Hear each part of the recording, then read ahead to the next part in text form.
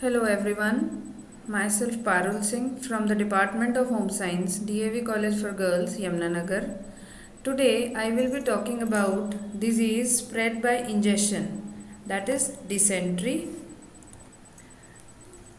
Dysentery is an infectious disease characterized by inflammation of the intestine, abdominal pain and diarrhea with stools that often contain blood and mucus. Dysentery is a significant cause of illness and death in young children. Hindi में हम dysentery को पेचिश कहते हैं। यह पाचन संस्थान से संबंधित एक संक्रामक रोग है जिसमें आंतों में सूजन, पेट दर्द व खूनी दस्त होने लगते हैं। पेचिश छोटे बच्चों में मृत्यु का कारण तक बन जाती है। डिसेंट्री या पेचिश दो प्रकार की होती है। First is amoebic dysentery and second is bacillary dysentery. The causes of amoebic dysentery is entamoeba histolytica that is responsible for the disease. There are cysts which continue to be passed in the feces when the disease is inactive. These, on being ingested, are responsible for the spread of the disease. Amoebic पेचिश के कारण है एक परजीवी जिसे Entamoeba histolytica कहते हैं। परजीवी सिस्ट के रूप में रोगी के मल से बाहर आते तथा संक्रमण को फैलाते जाते हैं। अब हम बात करें बेसिलरी डिसेंट्री की। Its causes is the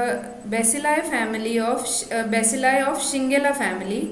It occurs in epidemic form where there is a crowded population with poor sanitation, contaminated food. यह एक पेचिश मुख्यतः शिगेला जाति के परजीवा के द्वारा होती है। ये परजीवी मनुष्य के पाचन तंत्र तथा पानी में काफ़ी समय तक जीवित रह सकते हैं, किंतु सूर्य की किरणों, विसंक्रमक पदार्थों तथा मल के सूखने पर शीघ्र ही नष्ट हो जाते हैं। अब हम इनके सिम्टम्स के बारे में बात करें। एमीबिक डिसेंट्री के सिम्टम्स हैं, इसमें दस्तों की संख्या प्रतिदिन 2 या 2 से अधिक होती है। दस्त में मल की मात्रा अधिक तथा खून व म्यूकस की मात्रा कम रहती है। पेट में ऐंठन व दर्द होता है। मल में बदबू होती है। Amoebic dysentery usually runs a chronic course. There is gripping pain in the abdomen. 2 or more loose stools are passed every day. A frequent feature of diarrhea is diarrhea alternating with constipation. Usually mucus is passed with the stools. Motion often have a very offensive odor. Now we will talk about the symptoms of bacillary dysentery. There is inflammation of the large intestine. In moderately severe cases, patients complain of diarrhea. Pain in colic region. The stools are very small. It contains blood after a few evacuations. There is fever. Dehydration and weakness are found in case the diarrhea persists. बड़ी आंत में सूजन आ जाती है। दस्तों में मल की मात्रा कम किंतु लेस तथा रक्त की मात्रा अधिक होती है। पेट में दर्द तथा ऐंठन काफ़ी ज़्यादा होती है, और अगर ये परिस्थिति लंबी चलती रहे या उल्टी तथा दस्तों के कारण कई बार निर्जलीकरण की स्थिति भी होने लगती है। साथ ही साथ रोगी में तेज़ ज्वर की संभावना बनी रहती है। Incubation period. Incubation period can be anywhere between 10 hours to 7 days. Usually 2 to 3 days it persists. The majority of cases clear up after 2 to 3 days, but some patients may be ill for 2 to 3 weeks. The onset is usually abrupt with fever followed by vomiting and abdominal pain. Hindi में incubation period को हम कहते हैं संप्राप्ति काल। Amoebic पेचिश का संप्राप्ति काल कुछ दिनों से लेकर कुछ हफ्तों तक हो सकता है, किंतु बेसिलरी पेचिश का संप्राप्ति काल 2 से 3 दिन होता है। परजीवा की संख्या अधिक हो तो अमीबिक पेचिश के लक्षण भी जल्द प्रकट हो जाते हैं, कम हो तो देर से प्रकट होते हैं। नाउ ये फैलता कैसे है? The mode of spread. This disease spreads by the food and water contaminated with the excreta of patients suffering from dysentery. The germs are present in the stool of infected person, and if an infected person passes stool near any pond or river, the water gets contaminated. More so if the infected person does not wash his or her hands properly after passing the stool, the germs get into the person's nail and further contaminate the water and food as well. Dust and flies also play an important role in the transmission of the infection. बीमारी के फैलने के ढंग। यह रोग रोगी के मल मूत्र से तथा मक्खियों के द्वारा दूषित किए गए भोजन को ग्रहण करने से फैलता है। पेचिश के रोगी के मल में ये परजीवी होते हैं। मक्खियाँ इन्हें भोजन तक पहुँचाती हैं और उस भोजन को ग्रहण करने से ये परजीवी स्वस्थ व्यक्ति के अंदर भी पहुंच जाते हैं। इसके अतिरिक्त शौच के पश्चात हाथों की अच्छी तरह ना धोने से ये परजीवी रोगी के हाथों में लगे रह जाते हैं, जिससे वे स्वस्थ व्यक्ति तक पहुंच जाते हैं। इसीलिए हम इसे कम्युनिकेबल या स्प्रेड होने वाली डिजीज़ कहते हैं। अब हम इसके प्रिवेंटिव मेजर्स या इससे कैसे बच सकते हैं इसके बारे में थोड़ा जानेंगे। Dysentery is spread as a result of poor hygiene. Some preventive measures which can be followed to reduce the spread of the disease include wash your hands with soap and water after using the toilet and regularly throughout the day, particularly after coming into contact with an infected person. Avoid sharing things with the infected person. Wash the laundry of an infected person on the hottest setting possible. Do not eat or drink outside foods. Make sure you drink bottled water and properly boiled and cooked food.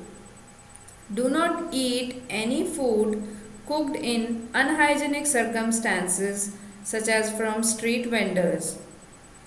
Only eat cooked food that have been heated to a high temperature. Do not eat cooked food that have cooled. Do not eat raw vegetables. Avoid species of fruits without peel. Open fruits with peel yourself. पेचिश के रोकथाम के उपाय। शौच के पश्चात हाथों को अच्छे से धोएं। खराब फल सब्जियां तथा बासी भोजन का प्रयोग ना करें। घर के आसपास के वातावरण की सफाई का विशेष ध्यान रखना चाहिए ताकि मक्खियां न पनप सकें।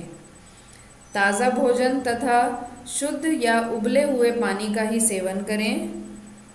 और अगर निर्जलीकरण की स्थिति आ गई हो तो उसको रोकने के लिए ORS का घोल थोड़ी थोड़ी देर बाद पिलाते रहना चाहिए। सभी खाद्य पदार्थों को हमेशा ढक कर रखना चाहिए। ये रोकथाम हर कम्युनिकेबल डिजीज़ या स्प्रेड होने वाली डिजीज़ पे लागू होती है। हमें हमेशा अब आप सबको पता है कि जैसे कोविड-19 के बाद सबको कहा ही जाता है कि हमें अपने हाथ बार बार धोने चाहिए, अपने हाथों को साफ रखना चाहिए। खाना खाने से पहले, खाना बनाने से पहले हमें अपने हाथ हमेशा साफ रखने चाहिए। ये सारी बातें हमारी पर्सनल हाइजीन के लिए भी बहुत ज़रूरी हैं। पर्सनल हाइजीन में भी ये सारी चीज़ें हम आपको बार बार सिखाते हैं, सभी बच्चों को बार बार कहते हैं कि अपने हाथ धोएं, रोज़ नहाना चाहिए, अपनी साफ़ सफाई का ध्यान रखना चाहिए। खुले में शौच का इसीलिए हम खुले में शौच के लिए सरकार भी मना करती है क्योंकि इसी से सारी इस तरह की बीमारियां फैलती हैं। अब हम कुछ होम रेमेडीज़ के बारे में अगर बात करें, lemon juice is possible one of the best home remedies for dysentery. The consumption of bel fruit, मुझे लगता है कि आप सभी ने बेल फ्रूट देखा होगा और इसको हम वुड एप्पल भी कहते हैं, is quite beneficial for relieving a number of stomach problems effectively. Pomegranate plays an important role. नींबू, आप सभी जानते हैं नींबू से पेचिश का उपचार करने में बहुत उपयोगी है। नींबू का रस, नींबू का जो छिलका होता है वो भी। अनार और उसके छिलके हमें बहुत से स्वास्थ्य लाभ प्रदान करते हैं। इसमें पेचिश में या और भी बहुत सारी जो पेट संबंधित बीमारियां या रोग हैं उसमें अनार बहुत मुख्य भूमिका निभाता है। इसके साथ साथ ईसबगोल भी क्रॉनिक डिसेंट्री के उपचार के लिए बहुत उपयोगी होता है। इसको दही में मिलाकर हमें प्रयोग करना चाहिए। साथ ही अभी मैंने बताया बेल का रस भी कारगर और एक घरेलू उपचार है। बेल का रस निकाल के पानी में मिला के पिलाने से पेचिश में बहुत हद तक हमें आराम मिलता है। Thank you girls, thank you for your patience listening. Another disease spread by ingestion is enteric fever. Enteric fever includes both typhoid and paratyphoid. Typhoid is caused by Bacillus typhus and paratyphoid is caused by Bacillus paratyphoid A, B और C. Hindi में enteric fever को हम आंत्र ज्वर कहते हैं। इसका incubation period की बात करें तो for typhoid incubation period is about 2 weeks, but for paratyphoid it is longer than specially for A then B and C. संप्राप्ति काल सामान्यतः यह 2 सप्ताह का होता है, किंतु पैराटाइफॉइड ए तथा बी में यह अवधि 4 से 40 दिन तक भी हो सकती है। Mode of spread, infection enters through mouth and reaches into intestine where the organism attacks lymphoid follicles and enters our circulation system. Hence, found in blood test during first week and in later stages they are discharged in urine and feces. The infection can be direct or indirect. Direct can be caused due to lack of proper precautions in handling patient and his discharge, and in indirect it can be caused due to consumption of contaminated fruit, drinks, etc. Soil also plays an important role in the spread of the disease. The alimentary canal becomes highly inflamed and irritable. That is why diarrhea occurs if care is not taken. Enteric fever के फैलने के ढंग, इस रोग का संक्रमण प्रत्यक्ष भी हो सकता है तथा किसी माध्यम या रोग वाहक के द्वारा भी हो सकता है। प्रत्यक्ष रूप में आंत्रज्वर रोगी के थूक, बलगम तथा मलमूत्र आदि को ठीक तरह से ठिकाने न लगाए जाने के कारण होता है और अप्रत्यक्ष रूप में यह रोग दूषित भोजन तथा अशुद्ध पानी के सेवन से होता है। मक्खियाँ जब रोगी के थूक, बलगम या मल मूत्र पर बैठती हैं तो रोग के जीवाणु इनके पैरों पर चिपक जाते हैं। जब ये मक्खी खाद्य पदार्थों पर बैठती हैं तो रोग के जीवाणु वहीं छोड़ देती हैं। स्वस्थ व्यक्ति जब इन खाद्य पदार्थों का सेवन करता है तो रोग के जीवाणु उसकी आंतों में पहुंचकर लिम्फॉइड फॉलिकल्स पर आक्रमण करके रक्त प्रवाह में मिल जाते हैं। धूल, मिट्टी, गंदे नाखून तथा मैल हाथों द्वारा ये जीवाणु खाद्य पदार्थों तक पहुंच जाते हैं। Symptoms, it starts with slow fever which increases every day. There is severe frontal headache and backache. Fever continues for 2 to 4 weeks. Tongue becomes dry and coated and pulse rate starting to fall. प्रथम सप्ताह में ज्वर पहले तो कम होता है, किंतु फिर 1 डिग्री प्रतिदिन बढ़ने लगता है और यह 105 डिग्री तक भी पहुंच जाता है। रोग प्रारंभ होते ही रोगी के सिर तथा कमर में दर्द होता है। नाड़ी की गति शारीरिक तापमान के अनुपात से कम होती है। जीभ शुष्क तथा लेपित हो जाती है। जीवाणु के संक्रमण बढ़ने से आंतों में जख्म हो जाते हैं। वहाँ से रक्त निकलने के कारण रोगी को खून के दस्त भी लग जाते हैं। How to prevent it? Isolation of the patient is must. Disinfection of the room with carbolic acid or any kind of phenyl. Clothes and bedding of the patient should be properly disinfected. Inoculation is to be done in 2 phases that gives immunity for only 12 months. The food should be protected from flies and dust. रोगी को घर के अन्य सदस्यों से अलग किसी खुले तथा हवादार कमरे में साफ बिस्तर पर लिटा दें। रोगी के कमरे में फिनाइल का पोछा प्रतिदिन 2 या 3 बार अवश्य लगाना चाहिए। रोगी के कपड़े व बर्तन को अलग रखना चाहिए। बर्तनों को उबाल कर तथा वस्त्रों को भी संक्रमित कर प्रयोग में लाना चाहिए।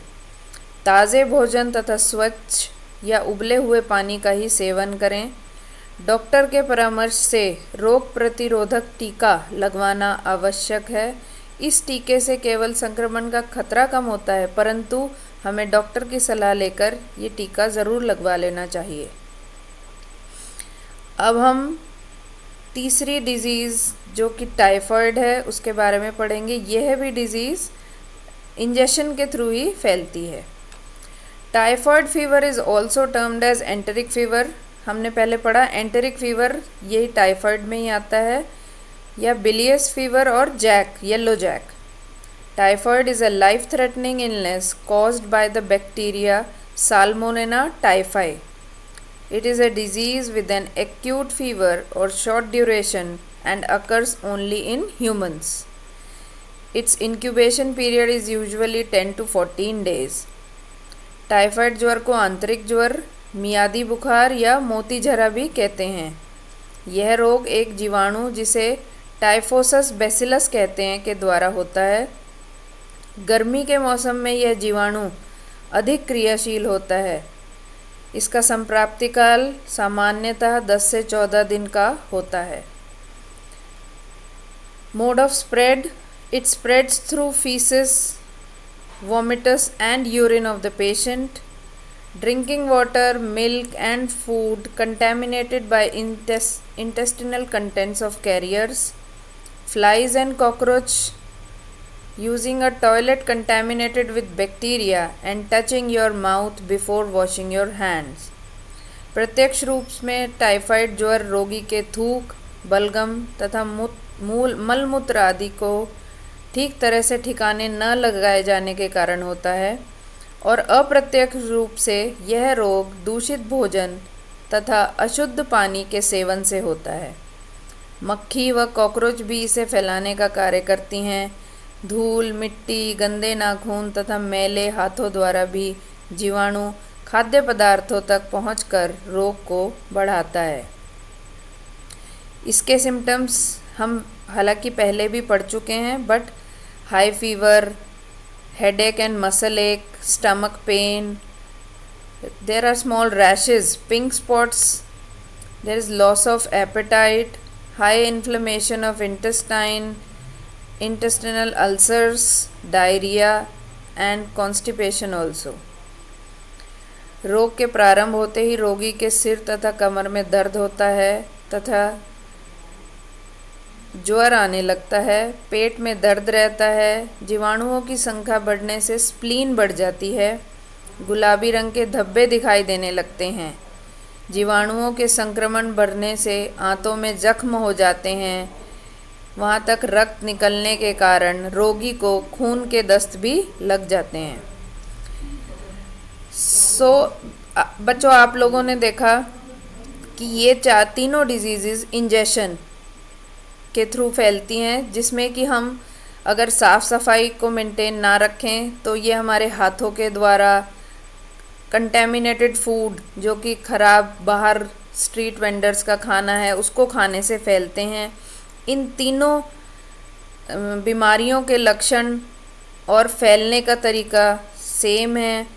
इसीलिए कहा जाता है कि हमें अपनी साफ़ सफाई का पूरा ध्यान रखना चाहिए। हमें ये ज़रूर देखना चाहिए कि हम खाना कहाँ से ले रहे हैं, कैसा खाना है। तभी हमें कहा जाता है कि घर का बना हुआ खाना खाएं, अच्छे से उबला हुआ पानी पिएं, अपनी स्वच्छता, पर्सनल हाइजीन को मेंटेन रखें। तभी हम इस प्रकार के रोगों से बच पाएंगे। बच्चों का यह भी कर्तव्य है कि आप लोगों ने पढ़ लिया इसके बारे में, तो आप अपने आसपास के इलाके में जाएं, अपने आसपास के घरों में, पास पड़ोस में इन बीमारियों के बारे में सबको जागरूक करें। इसके लिए आप लीफलेट्स बना सकते हैं, छोटे छोटे पोस्टर्स बना के सबको दिखा सकते हैं और सबको बता सकते हैं कि स्वच्छता का कितना महत्व है। तभी हम इस प्रकार के रोगों से बच सकते हैं। नहीं तो ये हमारी मृत्यु का कारण तक भी बन जाते हैं। आप सभी देखते हैं गर्मियां आने लगती हैं, जून का मौसम, जून जुलाई में यह बीमारियां बढ़ती हैं क्योंकि मच्छर मक्खी पैदा हो जाते हैं। सर्दियों में ये बीमारियां इसलिए नहीं होती क्योंकि हमारे यहाँ मक्खियाँ कम हैं इस टाइम। सर्दियों में बहुत ज़्यादा मक्खियाँ नहीं होती, परंतु मार्च अप्रैल का महीना आने लगता है और इस तरह की जो बीमारियां हैं, जो इंजेक्शन, जो हमारे मुंह के द्वारा, या तो हम खाना खाएं खराब, या हम अपने हाथों को अगर अच्छे से नहीं धोते तो हमारे मुंह के द्वारा इस तरह की सारी बीमारियां फैलने लगती हैं। अब इनमें कुछ इम्पोर्टेंट क्वेश्चंस जो आपके एग्ज़ाम में आते हैं और आपको ये करने चाहिए है: what is enteric fever, write about its incubation period, symptoms, causes and prevention, name the diseases that are spread through injection, explain any two in detail, typhoid रोग किस प्रकार के रोगियों की श्रेणी में आते हैं, इसके फैलने के ढंग, कारण, संप्राप्ति का लक्षण आदि के बारे में बताएं, पेचिश मुख्यतः कितने प्रकार की होती है, इस रोग को फैलाने के मुख्य कारण व रोकथाम के बारे में बताएं। इसके अलावा शॉर्ट क्वेश्चंस भी आ जाते हैं, जैसे आप ये कौन से जीवाणुओं से फैलते हैं, टाइफाइड में कौन से जीवाणु होते हैं, टाइफाइड कौन से जीवाणु के कारण उत्पन्न होता है। ये सारे क्वेश्चंस आप इनके ध्यान से पढ़ें। Thank you for your patient listening. I hope आपका यह टॉपिक आपको अच्छे से समझ आ गया होगा। धन्यवाद। Have a nice day.